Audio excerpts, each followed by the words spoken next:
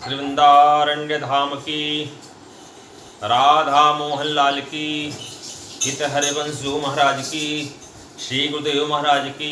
जय जय श्री राधे, जय जय श्री राधे, जय जय श्री राधे।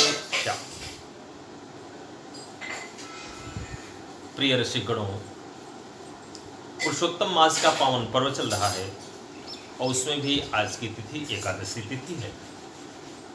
ये आप सब लोगों को ज्ञात होगा कि पुरुषोत्तम मास में जो भी सदकार्य किया जाता है वह डायरेक्ट भगवान कृष्ण के यहाँ चला जाता है और जीवात्मा के पूर्ण खाते में तुरंत जोड़ दिया जाता है।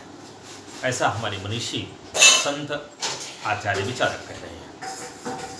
तो बहुत ही सुंदर सौभाग्य का उदय हुआ कि हम सब लोग आज एकादशी पावन पर्व पर RJD सेवा संस्थान के माध्यम से भगवान श्री कृष्ण की प्रीति कैसे प्राप्त हो, इसके विषय में कुछ चर्चा करेंगे।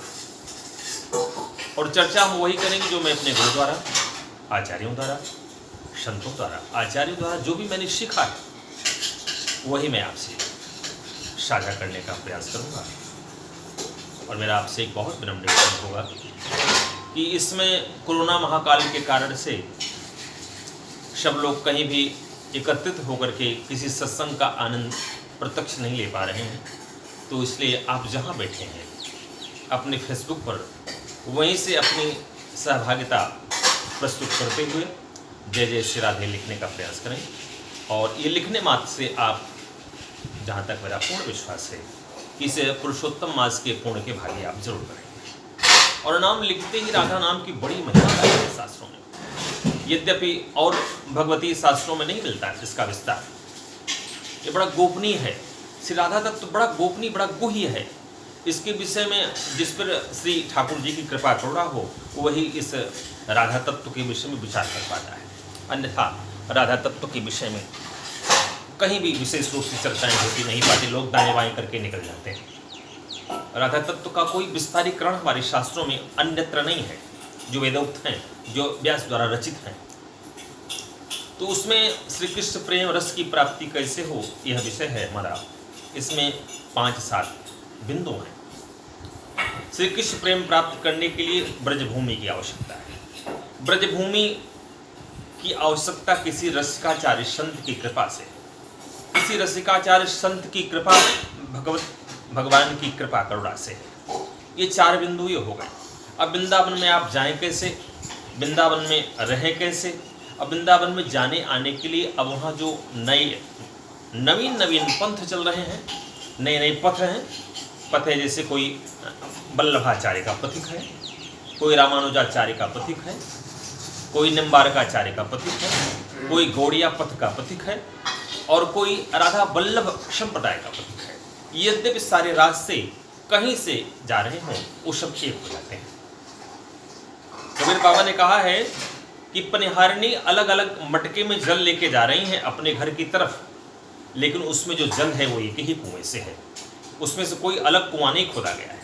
तो इसी प्रकार से पंथ अलग अलग हों, लेकिन जब रस की महिमा रस प्रकट होता है तो समस्त संत लोग, समस्त विचारक लोग, समस्त रसिक प्रेमी लोग एक हो जाते हैं, तो वहाँ भेदभाव मिट जाता है। तो इसलिए इस पर विचार करना है। इसके विचार के साथ साथ हम सब लोगों को ये विचार करना है कि कृष्ण की प्रीति कहाँ से मिले, क्योंकि भगवान कृष्ण को प्राप्त करने के लिए एक ब्रज लीलाएं हैं। ब्रज लीला में आपको 7 वर्षीय भगवान कृष्ण मिल जाएंगे, उनको साधना भी बड़ा सरल नहीं है। वो बड़े बड़े योगियों के ध्यान में नहीं आए, बड़े बड़े ध्यान। और यहाँ की योगी नहीं, मैं यहाँ की योगी की बात नहीं कर रहा हूँ, हमारे जो अपर लोगों के योगी हैं उनके भी ध्यान में सहज में श्री कृष्ण नहीं आते। श्री कृष्ण पूर्ण ब्रह्म हैं, पूर्ण कला अवतार हैं और पूर्णतः उनको पकड़ पाना सबके बस की बात नहीं। तो उनकी पकड़ कैसे हो, उनको एक बार हमारे पकड़ में आ जाए तो फिर फिसले ना, ऐसा प्रेम मिल जाए। तो मात्र कौन सा है पथ? प्रेम का पथ। प्रेम ही एक ऐसा तत्व है जो संसार में समान रूप से यत्र तत्र सर्वत्र व्याप्त है। उस प्रेम को सब लोग कर रहे हैं। हमारे श्री हरिवंश महाप्रभु कहते हैं वही प्रेम आपको इधर घुमाना है। श्री महाप्रभु कहते हैं कि ब्रज वसुंधरा में, एक तो आप ब्रज वसुंधरा में आते जाते रहें, ब्रज वसुंधरा में आने जाने वाले को, ऐसे हमारे संतों की मान्यता है, हमारे आचार्यों की मान्यता है, ब्रज वसुंधरा 84 कोस में आज भी ठाकुर श्री प्रिया प्रीतम राधा मोहन लाल नित्य भ्रमण कर रहे हैं। नित्य एक वन से दूसरे वन, एक वन से दूसरे वन बिहार चल रहा है। उस बिहार में उनकी पग की धूलि से आच्छादित ब्रज वसुंधरा, भगवान के श्री चरणों से निकली हुई ब्रज धूलि ब्रज वसुंधरा को आप्लावित कर रही है, प्रसन्नता दे रही है। तो ऐसे ब्रज वसुंधरा में हम सब लोग आते जाते रहेंगे तो किसी न किसी प्रकार से प्रिया प्रीतम के चरणों की धूलि हमारे ऊपर पड़ेगी, हम पात्र बन जाएंगे। और शास्त्र ये भी कहता है, हमारे संत ये भी कहते हैं कि ब्रज वसुंधरा में जाने का सुअवसर उसी जीवात्मा, उसी भाग्यशाली जीवात्मा को मिलता है जिसके ऊपर श्री किशोरी की कृपा होती है। श्री राधे कृपा करती हैं तभी जीवात्मा वृंदावन में पग रख पाता है। और विशेष जब कृपा से किशोरी जी कर देती हैं तो ब्रज में वास मिल जाता है। ब्रज में वास होने के बाद भी उनके ऊपर और अहेतुकी कृपा तोड़ा कर देते हैं तो वह संत, वह ब्रज, वह रसिक समस्त प्रपंचों की तिलांजलि देकर के बनांत हो जाता है। किसी जंगल में किसी वृक्ष के नीचे बैठकर अपने प्रिया प्रीतम की लाड़ लड़ाता है।